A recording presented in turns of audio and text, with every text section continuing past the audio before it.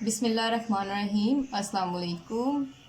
मैं हूँ मनाहिल राजा एडवोकेट और आज मैं आपको बताऊंगी लॉ ऑफ इनहेरिटेंस में सिचुएशन ऑफ वाइफ कि जब उसके हस्बैंड की डेथ होती है तो क्या क्या सिचुएशंस होती हैं और उन सिचुएशंस में जो है वाइफ को कितना शेयर उसके डिसीज्ड हस्बैंड की लेगेसी में से कितना शेयर उसको मिलता है।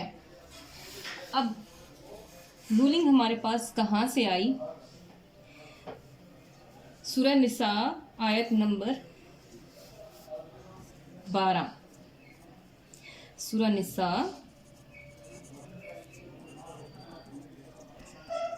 आया नंबर 12, उसमें अल्लाह ताला कहता है and they wives have 1/4।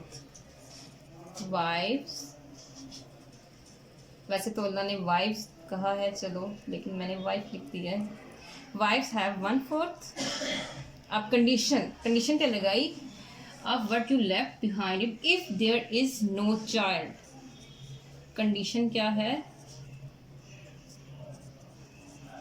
If there is no child. ठीक है, ये एक situation.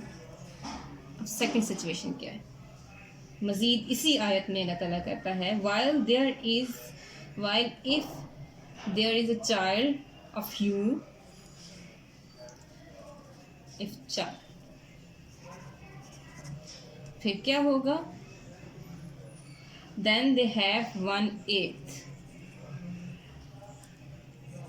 wife will get 1/8 of his husband। जितना कुछ उसने छोड़ा है उसमें से उसका हिस्सा होगा 1/8 की सिचुएशन में अगर उनकी औलाद है। इसका मतलब है हमारे पास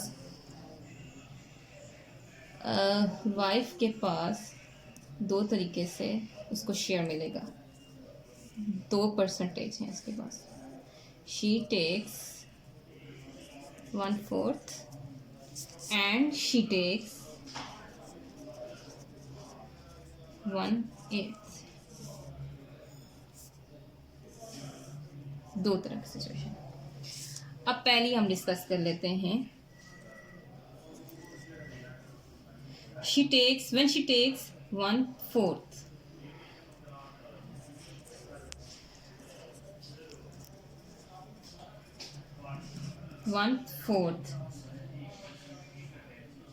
अब ये कब होगा? जब उसका husband when his husband died having no descendants।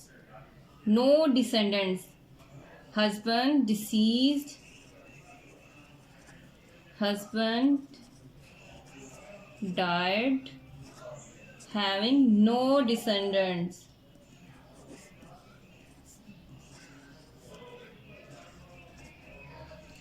either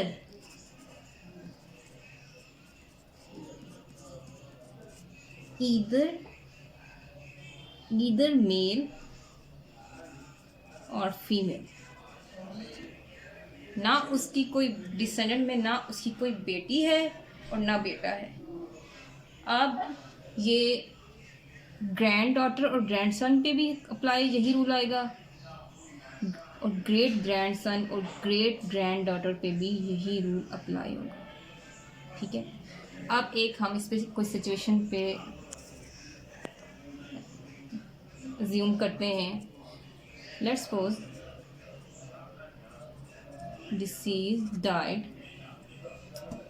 leaving his wife, mother and father। in this situation deceased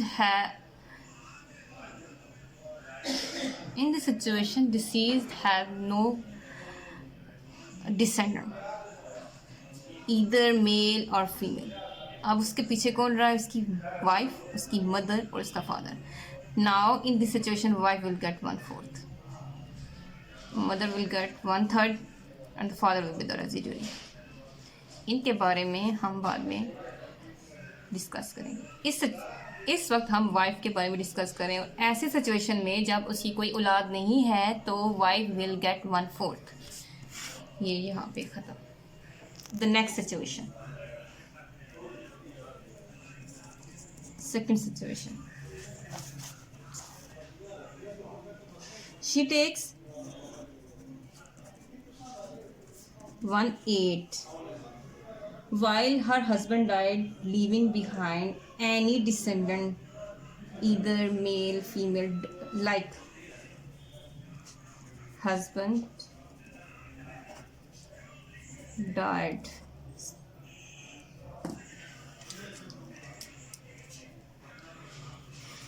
कोई बात नहीं, कभी हो जाता है ऐसे। Husband died, leaving behind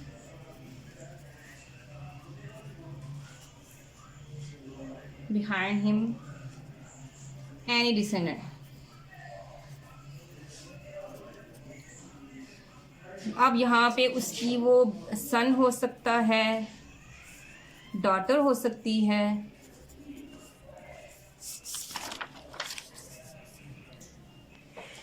grandson हो सकता है, ग्रैंड डॉटर हो सकती है, कोई भी हो सकता है। इनमें से कोई भी एक भी हो सकता है। ग्रेट ग्रैंडसन हो सकता है, ग्रेट ग्रैंड डॉटर हो सकती है। इनमें से कोई भी हो सकता है। तो उस सिचुएशन में वाइफ विल गेट 1/8। जितना कुछ उसके हस्बैंड ने छोड़ा है उसमें से, डिसीज हस्बैंड ने छोड़ा है उसमें से उसकी wife will get 1/8। Let's suppose deceased died, deceased husband। अब उसके पीछे किसने इसको छोड़ा है? वाइफ है उसकी और उसका सन है। Now here wife will get 1/8 और जो बाकी बचा है वो उसके बेटे को मिलेगा। रेजिड्यूरी। यस। अब सन जो है वो होगा रेजिड्यू। अगर कोई और देख लेते हैं, अब डिसीज है और उसकी वाइफ है और उसकी डॉटर है और उसकी मदर है। Wife will get 1/8, daughter will get 1/2 और मदर विल गेट 1/6। अब यहाँ पे एक और वेरी इंपॉर्टेंट बात मैं आपको बताती चलूँ कि अगर डिसीज